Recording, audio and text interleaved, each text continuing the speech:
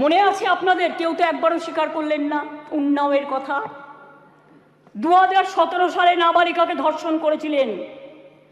আমি একজন বিধায়ক বলবো বিজেপি, কিন্তু আপনি বলতে বললেন আমায়। আমি কিন্তু আপনার পার্টির নাম বলতাম না, সরি, এটা আপনি আমাকে বাধ্য করলেন বলতে, কারণ তিনি এখানে প্রেজেন্ট নেই বলে নামটা বললাম না।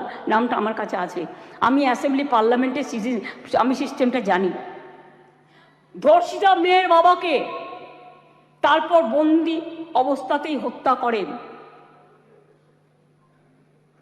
ধর্ষকের বাবা, মানে ধর্ষক সেই বিধায়ক। মনে করুন, আজ থেকে 4 বছর আগে 2020-এ এই সেপ্টেম্বর মাসেই হাতরাসের ঘটনা, যেখানে একটি দলিত মেয়েকে গণধর্ষণ করা হয়। বিচার তো পায়নি, সেও বাঁচেনি। বিভিন্ন রাজ্যে চলছে একের পর এক ঘটনা। এটা গ্লোরিফাই করার নয়। 70 পেরোনো বৃদ্ধও আছেন, 3 বছরের শিশুও আছেন, নার্সও আছেন, স্কুল ছাত্রীও আছেন। কথা বলবেন না, শুনুন। যখন বলেছেন ধৈর্য ধরুন, ডিস্টার্ব করবেন না ওনাকে, প্লিজ প্লিজ বি কুল। আপনারা শুনুন, ডিস্টার্ব করবেন না ওনাকে। ঠিক হিসেব আছে, আপনি বলছে। বলুন। শুনেছি, আপনারা অনেক বলেছেন, মাননীয় মুখ্যমন্ত্রী উত্তর দিচ্ছেন, আপনাদের শুনতে হবে, প্লিজ প্লিজ। আরে এখনো তো অনেক বাকি আছে, শুনুন আগে। ঠিক আছে। এই মানসিকতা দেখলে ঘৃণা লাগে। আমি বলি ছি ছি, যেই ঘটাক এই ঘটনা, তাদের বলি লজ্জা লজ্জা লজ্জা। বলতে দিন আপনারা, প্লিজ। এটা একটা Please, জাতীয় please, লজ্জা। ধর্ষণ আজকে আপনারা একটা বলেছেন, আপনাদের জাতীয় লজ্জার পর্যায়ে পড়ে গেছে। আসুন আমরা সবাই মিলে একমত হই, ধর্ষণের বিরুদ্ধে সমাজ সংস্কারের প্রয়োজন আছে, মানুষের জাগরণের প্রয়োজন আছে। এই বাংলা অনেক সমাজ সংস্কার করেছে। রাজা রামমোহন রায় যখন সতীদাহ প্রথা সংস্কার করেছিলেন, এখানে আইন পাশ হয়েছিল এই বাংলায়, তখন কিন্তু তাকে অনেকে মেরে মাথা ফাটিয়ে দিয়েছিলেন। কিন্তু মনে রাখবেন, রাজীব গান্ধী যখন প্রধানমন্ত্রী ছিলেন, এই আইনটা অল ইন্ডিয়া আইন হিসেবে সতীদাহ প্রথা নিবারণটা পাশ হয়েছিল। ঈশ্বরচন্দ্র বিদ্যাসাগর, মনে রাখবেন, বাল্য বিবাহ বন্ধ, বিধবা বিবাহ প্রচলন করেছিলেন। সতীদাহ প্রথা নিবারণের জন্য রাজা রামমোহন রায় করেছিলেন, এবং এই আইন এখানে পাশ হয়েছিল।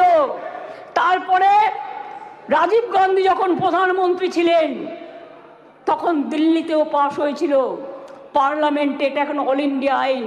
কি মিহির গোস্বামী, তুমি তখন কংগ্রেস করতে, তুমি জানতে না এটা? জিজ্ঞেস করুন। যদি একটা ব্যাধি হয়, ব্যাধিটাকে সারাতে হবে। মনে রাখবেন,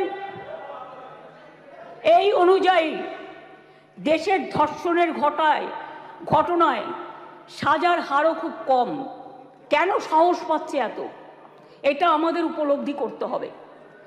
ক্রাইম ইন ইন্ডিয়া 2022-এর তথ্য অনুযায়ী দেশের বিভিন্ন প্রান্তে ধর্ষণের ঘটনায়, সব রাজ্যেই পুলিশ আছে, সেন্ট্রালেও আছে, ধর্ষণের ঘটনায় গড়ে 76% ক্ষেত্রে পুলিশ তদন্ত শেষ করে চার্জশিট জমা দিতে পেরেছে। কিন্তু মাত্র 2.6%, 56% ক্ষেত্রে অপরাধী দোষী সাব্যস্ত হয়েছে। প্রবলেমটা কিন্তু এই জায়গায় রয়ে গেছে, গলদটা। ধর্ষণ রোধে দ্রুত বিচার এবং কঠোরতম সাজার দাবি জানিয়ে আমি 2টো চিঠি ইতিমধ্যেই প্রধানমন্ত্রীকে লিখেছি। আমি যেহেতু তার কাছ থেকে কোনো উত্তর পাইনি, উত্তর দিয়েছেন একজন উইমেন অ্যান্ড চাইল্ড ডিপার্টমেন্টের মিনিস্টার, কিন্তু তিনি যে উত্তর দিয়েছেন সেটাকেও কাউন্টার করে আমি প্রধানমন্ত্রীকে জানিয়েছি। যদি দিল্লি নিজে এই চিঠি দুটো, স্যার, সবার জ্ঞাতার্থে ব্রাত্য একটু দিয়ে দেবে টেবিলে। আমি প্রধানমন্ত্রীকে লেখা চিঠিগুলো এখানে পেশ করলাম। ন্যায় সংহিতা বিল যখন প্রথম তাড়াহুড়ো করে পাশ করা হয় নির্বাচনের আগে, আমি বারবার স্বরাষ্ট্রমন্ত্রীকে বলেছিলাম এটা তাড়াহুড়ো করে করবেন না, এটা আমাদের রাজ্যগুলোর সাথে আলোচনা করুন, শুধু একটা চিঠি দিলে দায়িত্ব শেষ হয়ে যায় না। আমি অনেকবার অপোজ করেছি যে এটা কিন্তু রাজ্যকে কনসাল্ট করা হয়নি, মনে রাখবেন। তাছাড়াও আমি বলেছিলাম নতুন গভর্নমেন্ট আসুক, তাদের সাথে আলোচনা করুন, লোকসভায় আলোচনা হোক, রাজ্যসভায় আলোচনা হোক, বিরোধী দলের সাথে আলোচনা হোক, সরকারি দলের সাথে আলোচনা হোক, তারপরে এটা আপনারা করুন। কিন্তু সেটা তারা করেননি। তাই আজকে বাধ্য হয়ে আমরা সারা দেশের মেয়েরা যাতে সুফল পায়, মনে রাখবেন আজকে বাংলাকে নিয়ে শুধু বদনাম যারা করছেন, বাংলার সম্মান নিয়ে ভাবুন। বাংলা মাকে বদনাম করলে আপনার গায়েও লাগবে, আমার গায়েও লাগবে। আমাকে আপনারা 50টা কটু কথা বলুন, আমার কোনো যায় আসে না। যেভাবে আপনারা আমাকে অসম্মান করেছেন, আপনাদের প্রধানমন্ত্রীকে আমরা সেভাবে অসম্মান করিনি। কখনো ভেবেছেন যে আপনারা যেভাবে আমার বিরুদ্ধে বলছেন, আমাদের দল যদি সেভাবে প্রধানমন্ত্রীর বিরুদ্ধে বলে, স্বরাষ্ট্রমন্ত্রীর বিরুদ্ধে বলে, আপনাদের মুখ্যমন্ত্রীগুলোর বিরুদ্ধে বলে, আপনারা তখন কি দেখবেন? আমি চেয়েছিলাম এই আইনটা কেন্দ্রীয় সরকারই করুক, কিন্তু ওরা আইনটাকে যেখানে যেখানে ফাঁক রেখেছেন আমরা সেখানে ঢুকেছি। তার কারণ মনে রাখবেন, যদি কেউ ধর্ষণ করে 7 মাসের মধ্যে জামিন পেয়ে যায়, আর তাকে ফুল মালা দিয়ে, প্লিজ আমাকে বলতে দাও, তোমরা কথা বললে আমি বলবো না, এবং তাদের যদি ফুল মালা দিয়ে সম্বর্ধনা দেওয়া হয়, তাহলে এটা এনকারেজমেন্ট হয় না তাদের পানিশমেন্ট হয়? এটা আমাদের উত্তর দিন। আমি তাই আপনাদের কাছ থেকে এর বেশি আমি কিছু প্রত্যাশা করি না। বিলকিসের ধর্ষকদেরও জেল থেকে ছেড়ে দিয়ে মালা পরানো হয়েছিল। যাবজ্জীবন জেলের সাজাপ্রাপ্ত উন্নাওয়ের ধর্ষণকারী, সেখানেও বাবা রাম রহিম থেকে নামটা বাদ, সকলকে প্যারোলে মুক্তি দেওয়া হয়েছে।